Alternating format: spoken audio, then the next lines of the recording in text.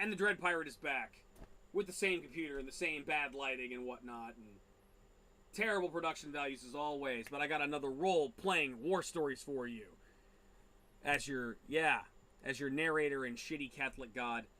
Today we're gonna talk about my good friend, which shall be known for now as Other Josh. Other Josh is another person I know named Josh that I met before Malmoto, and he's also I'm gonna embarrass him right now because I know he will be embarrassed. But basically, he's a very good friend of mine, and he is, in my personal opinion, the best dungeon master I've ever had. This is the guy that really kind of got me into role playing. Really got me an appreciation for it. Really made it an acting job, made it a show, made it a story, and really kind of hammered home the importance of telling a good story and good characterization. And today is a story about characterization. Today, I don't know how long I'm going to go on here, but basically today is a story about one of my earliest role-playing characters, and it's a famous character.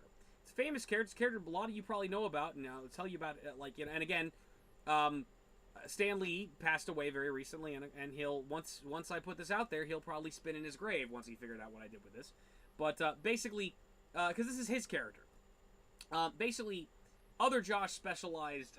He wasn't my first role playing experience. My first role playing experience was the science fiction game Traveler, which I played in the 8th grade.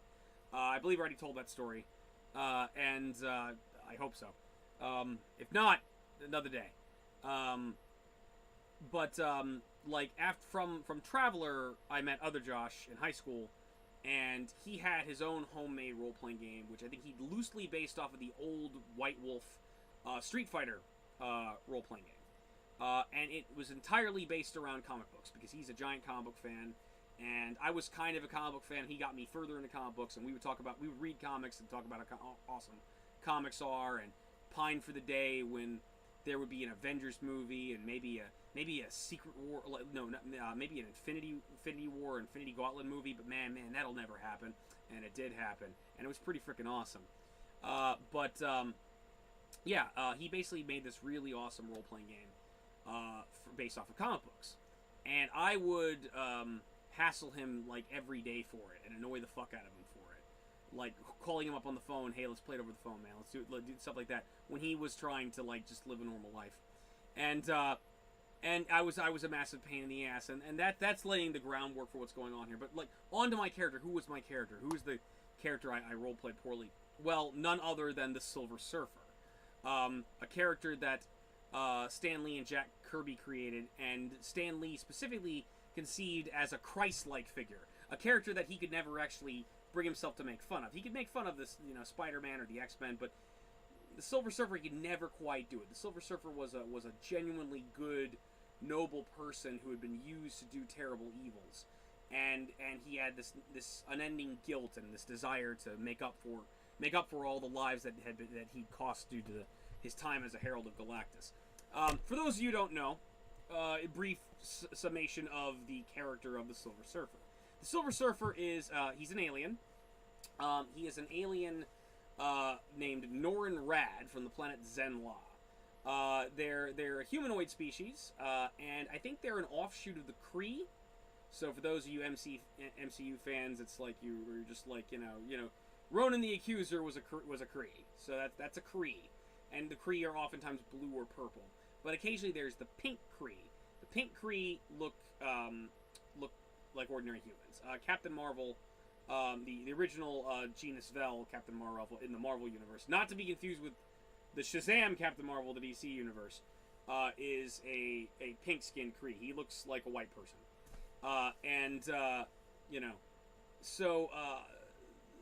the Zen Lions they're like pink Kree. They look like ordinary humans, and they're also a pacifist race of monks. And Norin Rad was a very pacifist, peaceful monk, and he had a lovely wife named Shalabal, who he was very much in love with.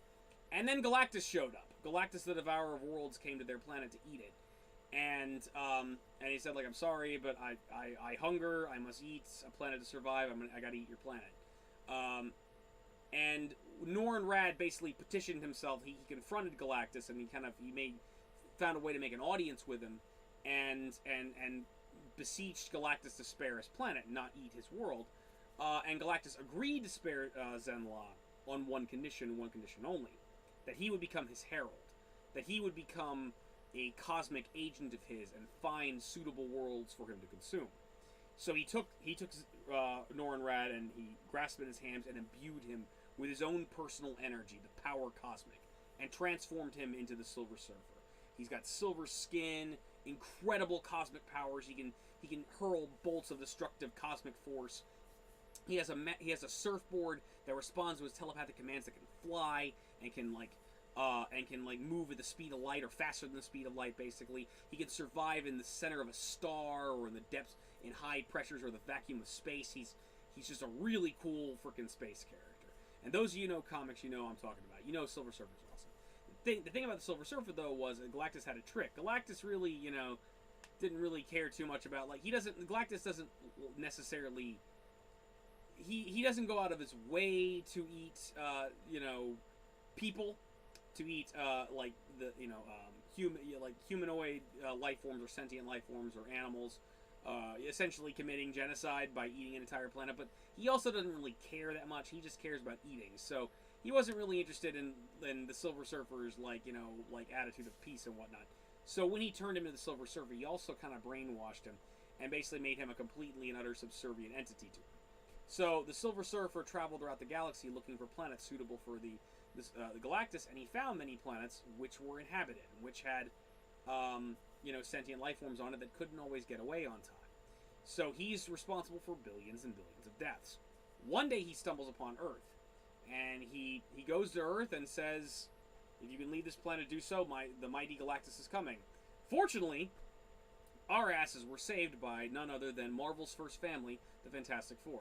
Fantastic Four confronted him. They fought the Silver Surfer briefly, and they fought Galactus. They figured out a way to defeat Galactus with the help of the Watcher, who must never interfere but always does, who told him how to go to the negative zone and to steal the ultimate nullifier from Galactus' starship.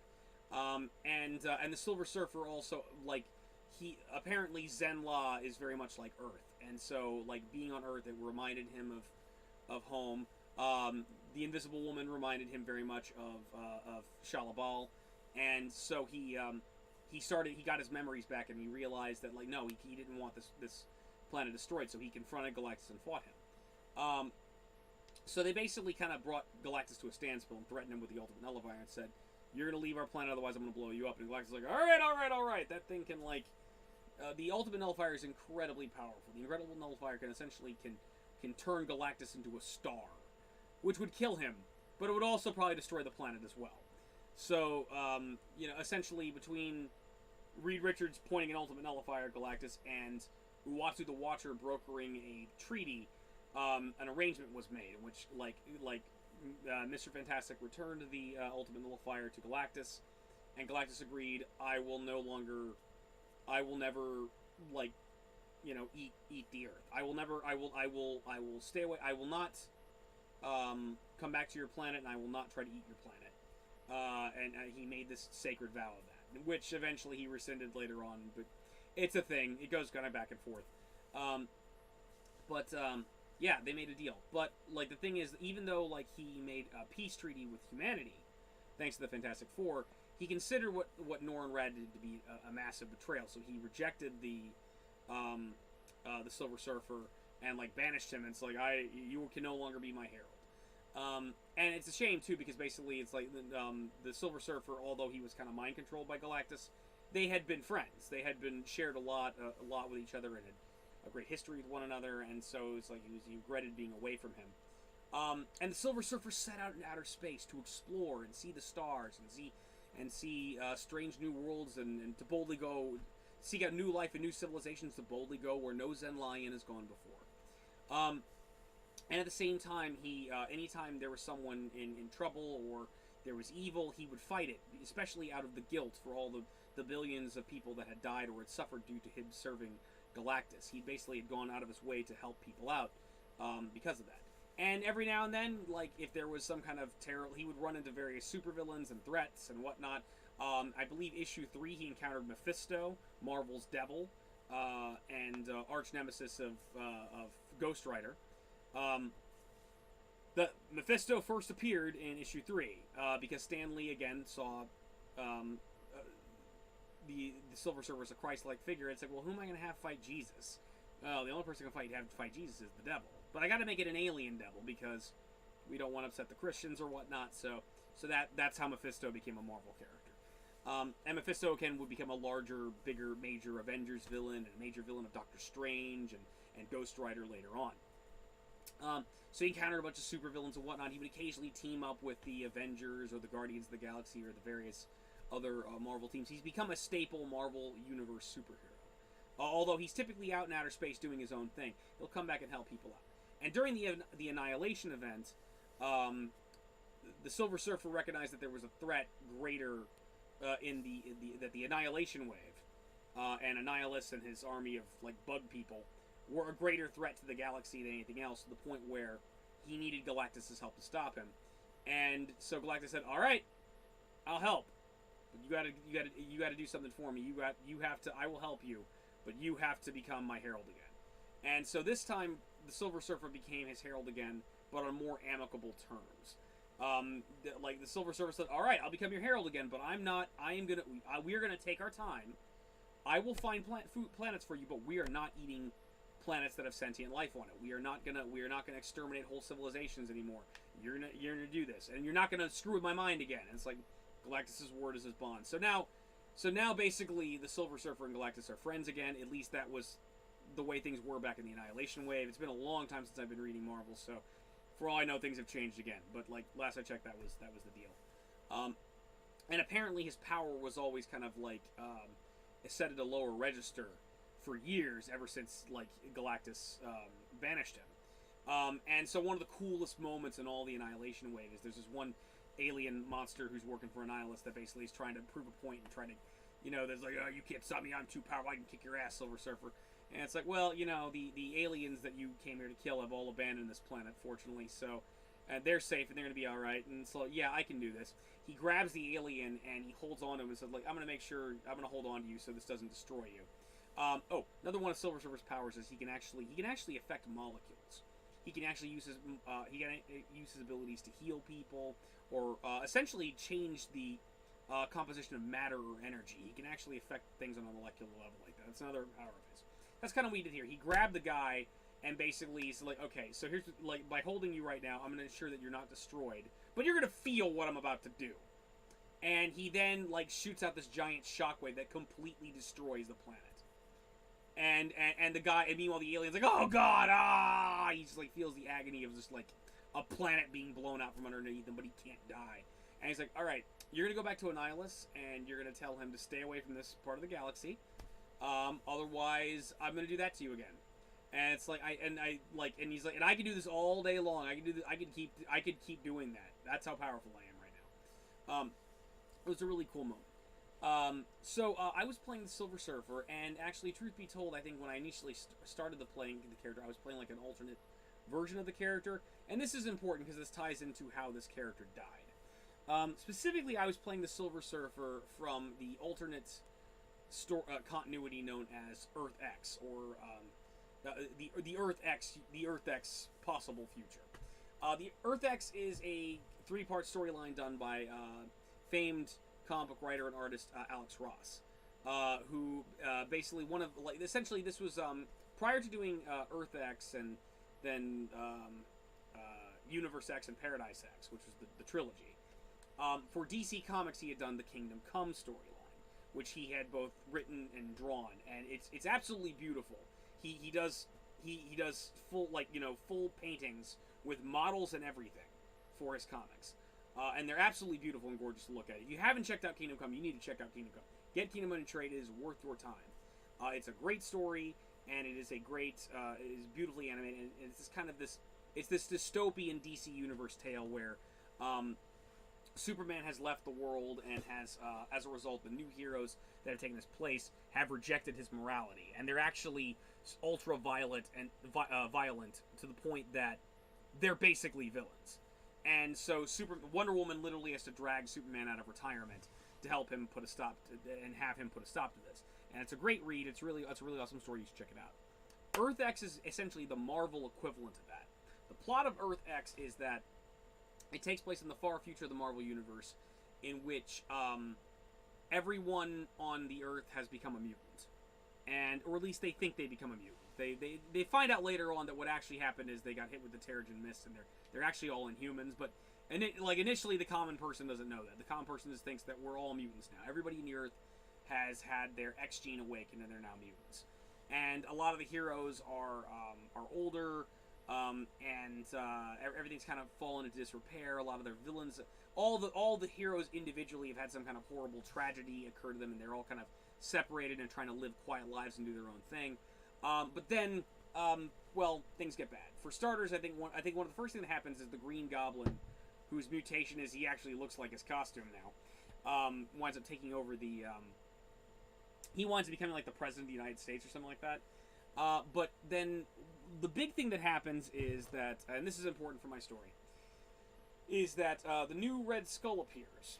The new Red Skull this time is a mutant telepathic boy who is incredibly powerful and incredibly evil telepath. So much so that when he was born, every other telepath on the planet died from like the psychic shockwave, including Xavier and Jean Grey. And he basically just by being born, he just instantaneously killed them. And he grew up, and he grew up as just an evil shithead who admired the Red Skull, and he realized, I'm a powerful telepath, and I'm a teenager, and I can have whatever I want. I can basically make what people do whatever I want. So that's what I'm going to do. So the Skull, as he calls himself, not the Red Skull, but just the Skull, begins making his way across America, mind controlling everybody he comes in contact with, until he basically has conquered everything. And eventually he begins mind controlling, including many heroes that are like heroes and villains alike, that basically are kind of in his path, and they're now his servants. So it comes down to a very old Captain America and a bunch of older heroes that are retired or whatnot, are separated, to kind of come back together and band together to find a way to put a stop to the Skull. And that's the beginning incident of Earth X and Universe X and Planet X. It keeps going from there. Things get progressively crazier as time goes on. Eventually the Skull is defeated, but then more villains start showing up, and there's other problems that wind up turning up. It's a very good read. It's excellent. I definitely recommend checking out Earth X. Now, I wanted to be the Earth X version of Silver Surfer. The Earth X Silver Surfer, again, they eventually find out that what's happening was that everybody was not a mutant. They were actually Inhumans. The Terrigen Mist had been spread and had turned everybody into an Inhuman, and said they thought they were mutants, but really they were all Inhumans. One of the things that happens after the Skull is defeated is that they also learn that basically the core of the planet Earth has a celestial within it, known as the Dreaming Celestial. Marvel scholars out there, you know what I'm talking about. For those of you who don't know, some backstory on the Celestials. You probably know the Celestials from Guardians of the Galaxy or a little bit of the MCU. Celestials are very powerful cosmic aliens whose motivations are kind of hard and complex to understand. They're very have strict ideas of order, to the point that they're very destructive. And they're also kind of widespread. They breed. One of the ways they reproduce is they literally they seed a world with their offspring, and the offspring basically develops inside the planet like it's an egg for like millions and billions of years. And then if the planet has any indigenous life on it, they then genetically alter that life, so that life will basically experience mutations and more evolution will occur. And as a result, you'll have all these different types of life forms that essentially act as white blood cells protecting the celestial egg. And this happened to Earth. We wind up finding out that most of the Marvel Universe races that we see, in some shape or form, were affected by the Celestials. And that's the thing. The X gene, the mutant gene that basically makes people mutants, that was put there by the Celestials. Celestials, it made mutation possible and mutants possible, so that way we could, you could get people with superpowers that could defend the Dreaming Celestial. And we see this in many forms in the Marvel Universe. That's where the dinosaurs came from and all the different life on our planet. That's where other species like Atlanteans or like the Moloids or the monsters or whatnot, vampires, all these things are all spin-offs of or divergent pathways due to evolution because of the Celestials. Naturally, there's mutants, but there's also other superpowered individuals. The very reason why Spider-Man can get bitten by a radioactive spider and instead of getting cancer gains, superpowers, and the reason why the Incredible Hulk can get blasted with a gamma bomb and not only survive but become a big green superhero monster is because of the X gene within them. That it makes that mutation or that change possible. So, and it goes further than that. It's implied that several other galactic alien races or godlike beings in the Marvel Universe are part of the Celestials' meddling. The Skrulls' shape-shifting ability is because of that and because of their meddling. The Asgardians and the Olympians and all the godlike beings were actually really just powerful aliens. And mind you, again, this is the Earth X continuity. The Earth X alternate future continuity does its own thing, and sometimes people reference it in terms of like regular continuity, but it's kind of its own thing. Regular continuity does its own thing. It's like, yeah, it's not necessarily the same as that. But according to the Earth X continuity specifically, like the Asgardians were really just kind of like cosmic alien beings that were just basically big balls of light, sentient balls of light that could be whatever they wanted.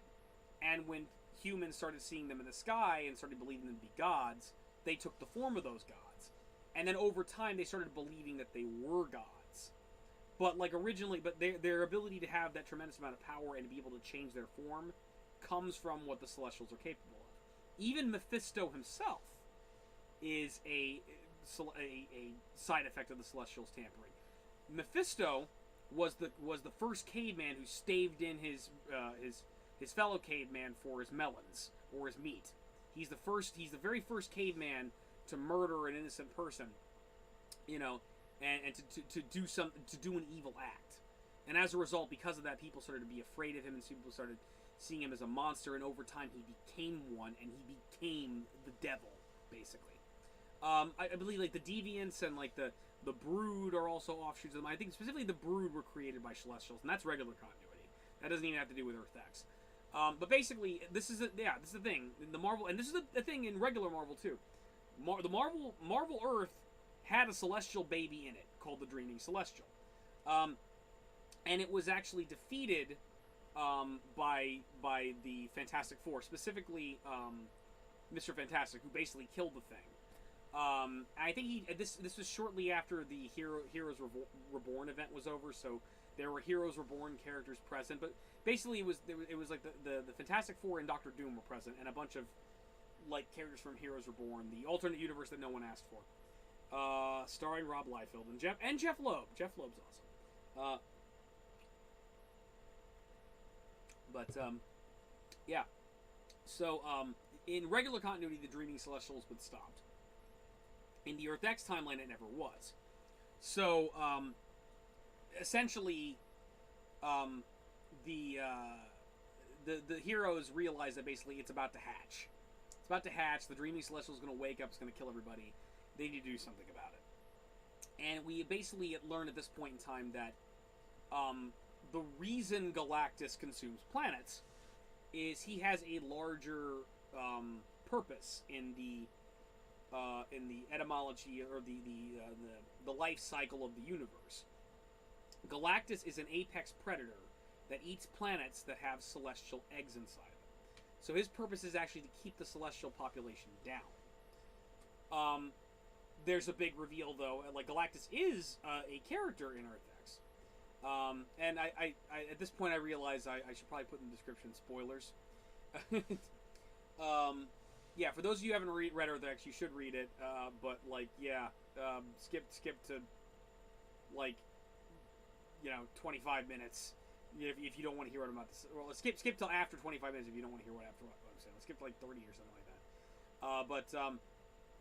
Anyway, Galactus is a player in the Earth X storyline, but here's the thing. In the Earth X timeline, Reed Richards had actually killed Galactus. He'd had to kill him with the Ultimate Nullifier. Galactus came back hungrier than ever, so he blasted him with the Ultimate Nullifier and turned him into a star. So Galactus is dead. But there's still a giant planet-eating creature running around, claiming to be Galactus. Well, this creature is in fact Franklin Richards.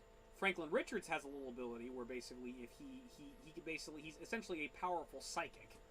But he's also, like, since he's basically the child of two cosmically powered parents, if Franklin Richards believes something or really, really wants something to happen, it freaking happens. So, when Franklin Richards realized that there needs to be a Galactus, there needs to be an apex predator that would feed on celestials and planets with celestial eggs in them, then there needs to be a Galactus, then I will become Galactus. And boom, Franklin Richards is now Galactus. And he has with him the Silver Surfer as a herald, but also, he decided to go back to Zenla and help him find Shalabal. They found Shalabal.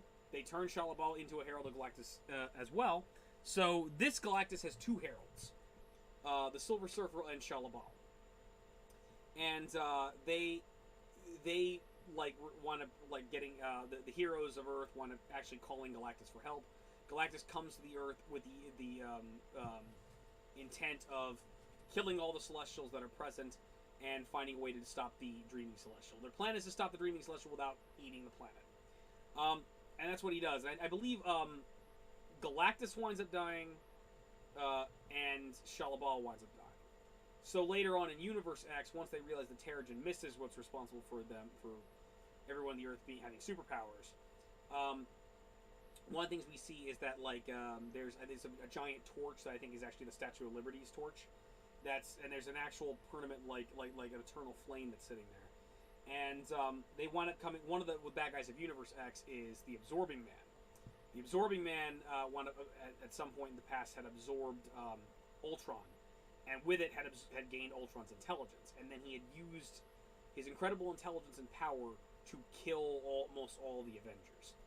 So the Absorbing Man with Ultron's intelligence winds up coming back and has to be dealt with. And while he's doing so, he winds up at the Statue of Liberty. And I think they wind up putting out the flame, and the cause of the flame is the Silver Surfer. And the Silver Surfer is sitting there like, can't you let a man grieve in peace? And so what's been going on this entire time since Shalabal died, the Silver Surfer has been on Earth inside the Statue of Liberty's torch, generating this flame that would destroy the Terrigen Mist and help humanity get back to normal, while he's sitting there grieving and mourning the loss of his wife. And then, of course, Creel has to show up and, shit in his cereal. Creel, and by Creel I mean the Absorbing Man. So, the Silver Surfer joins in with the heroes and kicks Absorbing Man's ass, and that's really, really good. So, I was playing this version of the Silver Surfer. I was playing the Earth X Silver Surfer during the events of Earth X. I wasn't, Shalabal was still alive, and I started the game in the Earth X timeline. But central to Other Josh's plot was there's dimensions are merging with each other. He based a lot of this off of DC versus Marvel. So there was in DC versus Marvel there was literally big beams of light that were randomly going in and zapping heroes and sucking them zapping a Marvel hero and taking them to the DC universe, or zapping Superman and taking him to the Marvel universe. It was literally doing that. So that was what was going on. Now, again, I kind of played... This is my third character role-playing ever. And I basically played the Silver Surfer like myself. I basically was like, wouldn't it be cool to have the powers of Silver Surfer, and I can shoot cosmic blasts, and I can fly, yeah, and I got a hot cosmic girlfriend. I was a teenager. Come on, cut me a break. I basically played him like myself. I played him kind of annoying. I tried playing him for comedy, and it was one of many things that was getting on Josh's nerves. And to the point where I think, one of the things what happened was I wound up accidentally murdering Spawn. Yes, Spawn, Al Simmons. It's based on comic book crossovers, so we wound up crossing over with Image as well as DC Comics and whatnot. And then Cagliostro, who at the time we were not aware was secretly Kane, and Kane, and he was trying to take over Hell and being a douchebag. like, you know, Cagliostro ran me this riot act about how much of a horrible person I was. And, like Josh did such a good job. He did such a good job of making me feel bad that I, like, in real life felt like a piece of shit for the way I handled the Silver Surfer and like getting Spawn killed. It was like a learning experience for me. It was one of those moments where I realized that you kind of like you know it's like you don't have to. It's a game. It's for fun, but like it's better and like I feel like I gained a appreciation for respecting the source material, for respecting how a character should act or how he's expected to act. It's not a requirement. At the end of the day, it's a game. You can make a character act like ever you want, but for me, it's more fun and more accurate for accuracy to make a character act like they're supposed to act. And I hadn't been playing the Silver Surfer like I was playing the Silver Surfer like a clown. So one of the things that wound up happening was I wound up running into Angela from Spawn, who is an angel, who is actually a canon immigrant. She was actually purchased recently and is actually now part of the Marvel Universe. Although her backstory is the same. Although they kind of did this thing like, oh, she's an Asgardian now, sort of, kind of. I think but it's really, what it boils down to is she's the same character. She's the same character, it's just she's left the Image universe and the Spawn universe, and now she lives in the Marvel universe. And she's a member of the Guardians of the Galaxy. But this was before that. This was way back in the day when she was just, yeah, she was an angel who served heaven and was a sometimes friend, sometimes enemy, sometimes lover of Alcim and Spawn. She wound up confronting me and wound up giving me an opportunity to seek redemption. And she kind of like wound up doing something to like kind of purify my soul. But she also retconned reality and made me the regular Silver Surfer. So, yeah, so I wound up becoming the regular Silver Surfer, and I wound up continuing the adventure. A lot of the plot of the story was that some force was merging these universes together. And I think, like, in particular, it was Malbolgia from Spawn. Malbolgia from Spawn was merging the universes together, and we were seeking not just the Infinity Gems, but we were seeking also, like, these other gems that Josh had created that were elemental-based that had been used to create the multiverse as we know it by a sort of abstract godlike figure. And they also grant immortality to whoever wields them. And Malbolgia wants that. He wants that for ultimate power to burn heaven to the ground. We got to stop him. We have to make a ragtag team of heroes from across the universe. And, like, because Angela had effectively altered reality, I was now the regular Silver Surfer. I was teamed up with Spawn, Gen 13, classic Jim Lee image team, like teenagers with superpowers, and including a really stacked redhead named Caitlin Fairchild, who's like the team leader. She's got super strength, and she's really smart and awesome. I think that was it. I think we went up and we were specifically we had reached a point where we were jumping dimensions. We were literally jumping dimensions, going to different dimensions to get heroes to join us to put a stop to Malbolgia. And we had to go to the Earth X timeline because we were looking for the Earth X version of Daredevil. And I think we wound up running into the other group of heroes there too. We wound up running into Dr. Richards Doom, which is Reed Richards wearing the Dr. Doom armor, and Captain America. And the Daredevil of that timeline is a mutant / inhuman who's a circus performer, but his mutant inhuman power is that he is completely and utterly immortal. He cannot die, and as a result, he's a masochist. He loves getting. He's like, try to kill me. He kind of wants to die, but he can't. But he pain is pleasurable to him. He would make a really good Cenobite from Hellraiser, and he's like, yeah, stab me, shoot me, do it. He's like that. He's like crazy. So we wound up recruiting him, and I think like the deal was like, I was like, you're really powerful, right? Yeah, let's see, blast me, see if you can blow me up. And so I blast him with a Coward Cosmic, and he's like, oh, that's good stuff. I'm in. We then get ambushed, like, once we got him, we eventually got ambushed by the Skull and the Skull's forces. So here's the money shot for you people, and I mean that in more ways than one. So you gotta understand right now, I was young, I was a teenager, and I was annoying Josh to no end. I was calling him all the time for a game. I was hardcore addicted to role-playing because it's fun. I still love it. And I was wanting to play it all the time, and I was really getting on his nerves. He had other things he had to worry about. He had school, he had family, he had other things that he had to deal with, and I was just bothering this guy all the fucking time. So he actively started really wanting to just, like, hate fuck my character. He really did just want to just kill off my character and be spiteful. And so he did. I run into the Skull and his forces. A fight breaks out. Problem is at the end of the day, what we're dealing with is we're dealing with an insanely powerful telepath who has, like, no limits to the telepathy that he's got. So we started fighting for a little bit. I had to fight a bunch of the other heroes that he was mind controlling. He wanted, like, almost instantaneously mind controlling all of my allies, and they couldn't do anything. I was the one person that held on for a little while, but eventually I just kept losing. I wasn't able to hit him, and he was able to mind control me too quickly. And eventually he mind controlled me, and again, Josh's excuse for this is that the Skull is a spoiled child. So here's how the Skull decided to kill the Silver Surfer, a beloved Marvel Comics character that I would like to point out is a character that Stan Lee never felt was so pure and so Christ-like he could never make fun of him. This is how the Silver Surfer died in this game. The Skull forced me to masturbate. Bear with me. He forced me to whip it out and start masturbating. And against my will.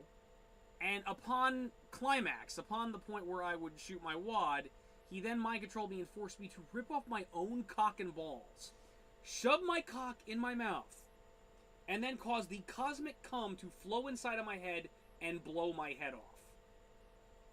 And it worked. And that is how the Silver Surfer died. That is how my version of the Silver Surfer died. This is like the most meanest thing Josh has ever done to me. This is like, especially in terms of role playing, this is like the most horrible. And it was like he was like really annoyed and like I don't want to play anymore. Fuck this. You know, jizz in your head and your head explodes. And it was like this is like the type of thing where it's like I would need to, like, you know, I would feel bad about doing this to, like, Oxenius. I would feel bad about doing this, like, it's like so wrong and awful that even like my greatest enemy, I wouldn't want to do this to Jason. I wouldn't want to do this to like some douchebag I was role playing with. It was like, that's just like not cool. But like that's what happened. That's what he did. And I'm kind of proud of myself on this. Is I took it like a champ. I took it like a champ. I took it on the chin, so to speak. So yeah, I didn't like what had happened. I was upset. I didn't want to see the Silver Surfer die. I didn't want to lose, but I did. And I lost fair and square, and it was like, it was a really fucked up, awful ending, but it was like, eh. He did the best he could. He fought and tried to stop the Skull and did the best he could, and that's just how it happened. That's just how the cookie crumbled. Oh God, that's how the cookie crumbled. And another point is, like, in terms of like cutting one's teeth, you gotta understand that, like, after that moment, Josh took a pride in killing off my characters. In Josh's original run of the game, he killed me off 17 times.